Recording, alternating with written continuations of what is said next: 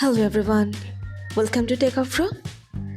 Today in this video, I'm gonna show you how to show active now status on Instagram. Before starting the video, please subscribe to Techavro. So, let's get started. For this, you have to open your Instagram.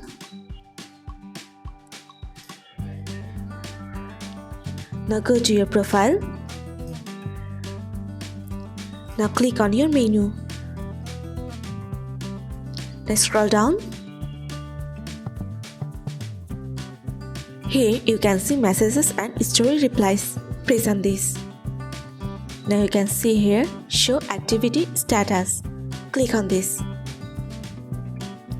If you want to show activity status in your Instagram, you just have to turn on the button. So this is how to show active now status on Instagram. So guys, that's it. You can do this. I think this video is very helpful to you.